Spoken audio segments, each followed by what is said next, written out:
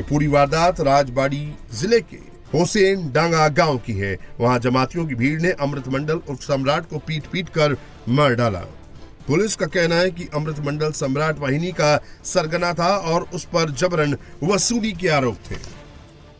अमृत मंडल पर ये आरोप ठीक उसी तरह के थे जैसे 18 दिसंबर को दीपू दास पर लगाए गए थे। दीपू दास की हत्या जमातियों ने ये कहकर कर दी थी कि उसने अल्लाह और ईश्वर को एक कहा था। अब सम्राट मंडल की हत्या के पीछे जबरन वसूली वाला नैरेटिव सेट किया जा रहा है ताकि हत्यारों को बचाया जा सके। बांग्लादेश में हिंदू कितने अनसेफ हैं इसकी वानगी इस तस्वीर में दिख रही है। घरों में आग लगी है, घर के बगल में बांग्लादेश का झंडा है और एक हिंदू लड़का जान बचाने की गुहार लगा रहा है। वो बार बार यही कह रहा है कि जैसे दीपू दास की हत्या हुई है कहीं वैसे ही उसकी भी हत्या ना हो जाए। बांग्लादेश है, अभी रात का वक्त है, दीपू चादर जैसे हमें भी खत्म कर देंगे। आप खुद देख सकते हो क्या हो रहा है। इस वीडियो को ज़्यादा से ज़्यादा शेयर करना ताकि कोई हमें बचा सके। समझ नहीं आ रहा, सब कुछ अचानक बिगड़ गया। बांग्लादेश में जैसे ही चुनाव की तारीखों की घोषणा हुई उसके बाद बांग्लादेश हिंसा की आग में जल उठा। हादी की मौत के बाद हुई हिंसा में जिहादियों ने 18 दिसंबर को हिंदू युवक दीपू चंद्र दास को पेड़ से लटकाकर जिंदा जला दिया। दीपू का परिवार इंसाफ की मांग कर रहा है। बीजेपी नेता शुभेंदु अधिकारी ने दीपू दास के पिता से फोन पर बात की तो उनका दर्द एक बार फिर छलक उठा। নমস্কার, বলছি সবাই গোটা বিশ্বের হিন্দুরা এবং আমরা যারা সবাই এই ঘটনায় অত্যন্ত দুঃখিত। আপনাদের পরিবারের পাশে আমরা সবাই আছি। আপনাদের যদি কোনো রকম সহযোগিতা লাগে যে ভাইটা গেছে তার মাধ্যমে আমাকে জানাবেন এবং একজন হিন্দু হিসেবে আরেকজন হিন্দুর পাশে দাঁড়ানোটা আমাদের কর্তব্য। সকলেই বিচলিত আমরা, আপনি শক্ত থাকবেন এবং গোটা পৃথিবীর হিন্দু সবাই আমরা আপনার পাশে আছি। बांग्लादेश में हिंदुओं की हत्याओं का डेटा देखकर आप चौंक जाएंगे। दिसंबर महीने में 12 हिंदुओं की हत्या हो चुकी है जिसमें दिलीप बर्मन, पांत्रोश कोरमोकर, उत्पल सरकार, जोगेश चंद्र रॉय, सुवर्ण रॉय, शांतोदास, रिपन कुमार सरकार, प्रताप, स्वाधीन, पोलाश चंद्र, दीपू दास और अब उसमें अमृत उर्फ सम्राट मंडल का नाम जुड़ गया है। बांग्लादेश में हिंदुओं पर हो रहे अत्याचार के खिलाफ ढाका में अल्पसंख्यक समाज के लोगों ने विरोध मार्च निकाला। दीपू दास के हत्यारों को फांसी देने की मांग की। दीपू दास की हत्या पर यूनुस सरकार बुरी तरह से घिर गई है। जब यूनुस पर इंटरनेशनल प्रेशर पड़ा तो कार्रवाई के नाम पर लीपापोती की गई। दीपू दास को जिंदा जलाने के केस में कुछ जिहादियों को गिरफ्तार करने की कोशिश की गई जिसमें से एक नाम अताउर रहमान बिक्रमपुरी का भी है, लेकिन गिरफ्तारी से पहले ही अताउर रहमान बिक्रमपुरी ने यूनुस सरकार और जमात की पोल खोल दी। गिरफ्तारी से पहले वीडियो जारी कर अताउर रहमान बिक्रमपुरी ने कहा कि इन सारी गतिविधियों के पीछे एनसीपी और जमात है। जमात के लोग ही हिंदुओं पर हमले कर रहे हैं। जमात और एनसीपी के लोग ही मंदिरों पर हमले कर रहे हैं। ये लोग हमें आतंकवादी साबित करने के लिए खुद ये साजिश रच रहे हैं। मैं अताउर रहमान बिक्रमपुरी बोल रहा हूँ। शायद मेरी आखिरी लाइव हो क्योंकि मुझे खबर मिली है कि पुलिस मुझे गिरफ्तार करने वाली है। अल्लाह जानता है क्या होगा। ये सारी आतंकवादी गतिविधियां, ये सारे हमले, ये सब नेशनल सिटीजन पार्टी और जमाते इस्लामी के लोग करवा रहे हैं। ये हमारे जैसे लोगों को बदनाम करने के लिए ये सब कर रहे हैं। ये हिंदुओं पर हमले, मंदिरों पर हमले, ये सब इनकी साजिश है ताकि हमें आतंकवादी कहा जाए और दबाया जाए। ये लोग अमेरिका के इशारे पर काम कर रहे हैं। ये लोकतंत्र के नाम पर इस्लाम को कमज़ोर करना चाहते हैं, लेकिन हम चुप नहीं बैठेंगे। अल्लाह हमारी मदद करेगा। मैंने कभी हिंसा का समर्थन नहीं किया, लेकिन सच्चाई बोलता हूँ। अगर मुझे गिरफ्तार कर लिया जाता है तो याद रखना ये सब एनसीपी और जमात की करतूत है। ये लोग असली आतंकवादी हैं।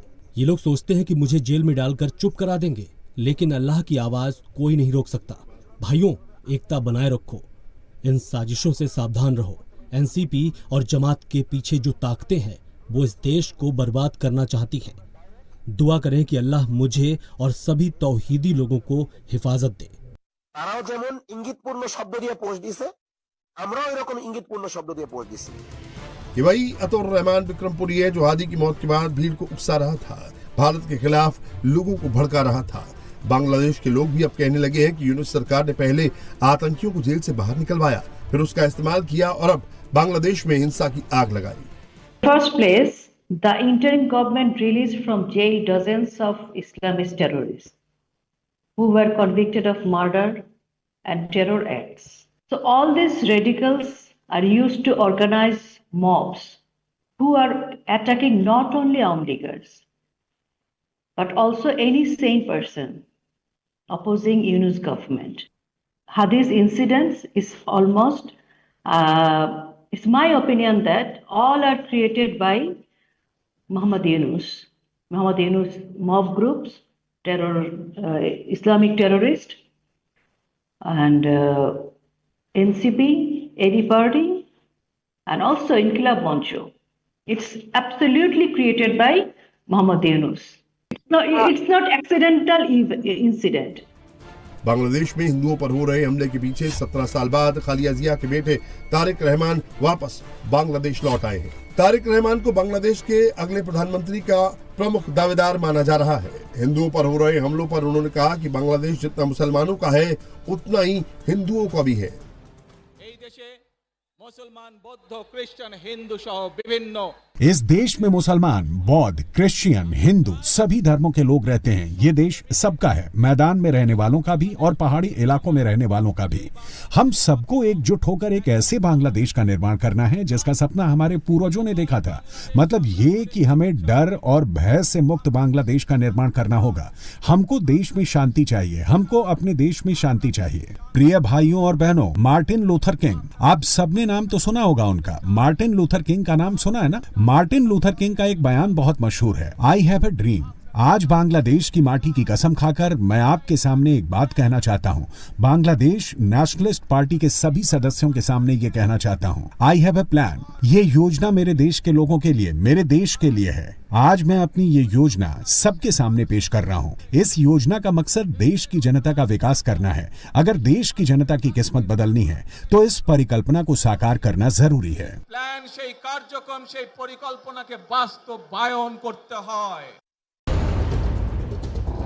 17 साल बाद तारिक रहमान की वापसी से बांग्लादेश की सियासत अब 3 धड़ों में बढ़ चुकी है। एक और नाहिद इस्लाम की एनसीपी है, दूसरी ओर जिहादी जमात की टोली है जिसके पलड़े में यूनुस बैठा है, और तीसरा सबसे स्ट्रॉन्ग धड़ा कट्टरपंथी बीएनपी यानी बांग्लादेश नेशनल पार्टी का है।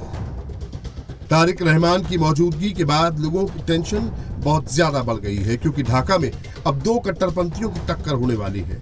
दोनों का खूनी इतिहास सबसे ज्यादा हिंदुओं को डरा रहा है।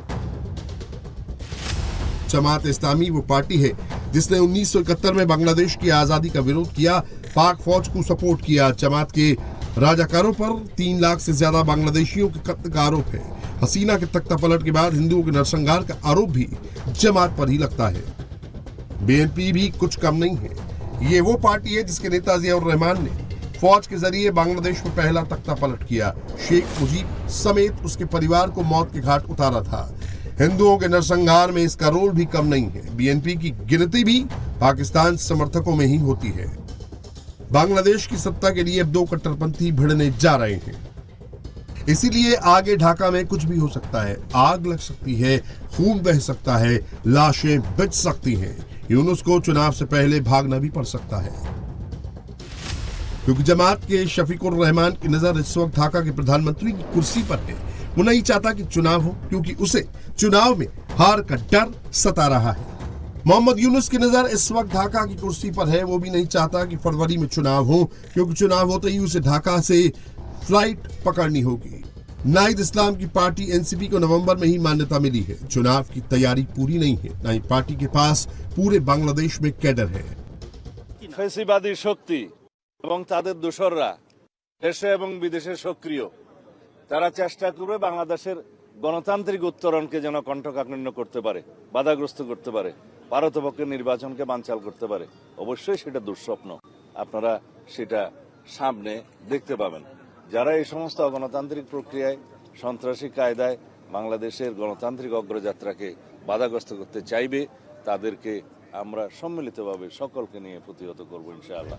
जमात को लग रहा था कि नरसंहार और दंगों से तारिक रहमान डर जाएगा, ढाका नहीं आएगा और चुनावी मैदान में सबसे बड़ा प्लेयर वही रहेगा, लेकिन अब ऐसा होने वाला नहीं है।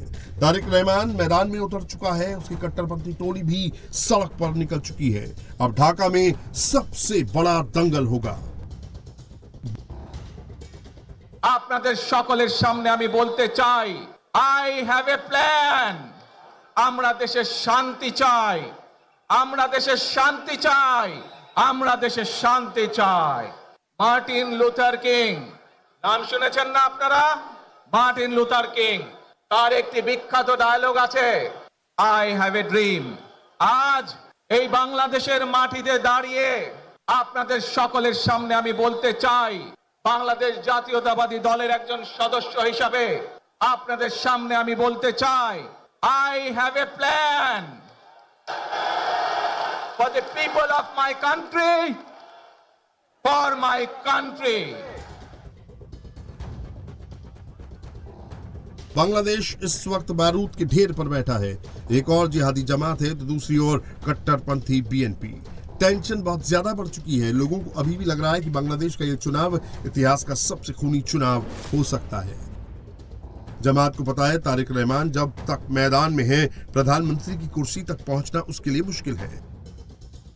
नाइद इस्लाम को भी पता है कि बीएनपी की दमदार मौजूदगी उसे सत्ता से दूर कर देगी, लेकिन दोनों इतनी आसानी से तारिक रहमान के लिए मैदान खाली कर देंगे, ये भी संभव नहीं है। जिहादी जमात बीएनपी को रोकने के लिए पूरी ताकत लगा देगी।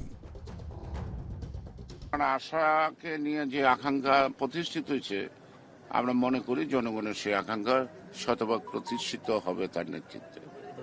গণতন্ত্র ফিরবে, গণতন্ত্র ফিরাতে হবে, ষড়যন্ত্র হটাতে হবে। যে কোনো মূল্যে আমাদেরকে নিশ্চিত করতে হবে যাতে মানুষ নিরাপদ থাকতে পারে। আবারও আপনাদের কাছে কৃতজ্ঞতা প্রকাশ করছি আজকে আমাকে এইভাবে বরণ করে নেওয়ার জন্য।